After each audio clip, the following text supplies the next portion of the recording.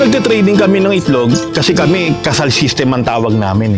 Pag sinabing kasal system, through thick and thin. Ibig sabihin, dapat pag trader ka or dealer ka, matumal ang itlog, mabili ang itlog, kukunin mo at the right price. So yun ang key.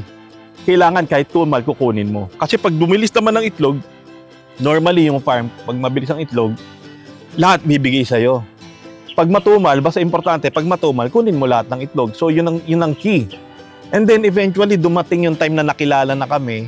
Tapos ang dami naming customer nagtatanong, saan ba kayo kumukuha ng CCU o dumalagang pugo? So inirefer lang namin siya doon sa supplier namin.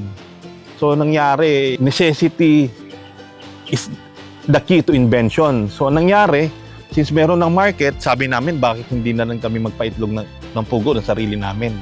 So ang ginawa namin, nagtayo na rin kami ng sarili naming farm. Kasi ang nangyayari, sabi nga nila, mas mahirap kausap yung tao compare sa pugo. Meaning, kasi ang nangyayari, pagka tumal ang itlog, kinukuha namin lahat ng production nila.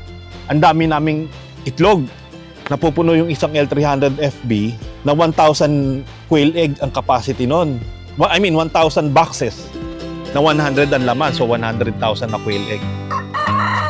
Panoorin ang full video sa ating YouTube channel, Agree sa Agri. Don't forget to follow, like, share, and subscribe.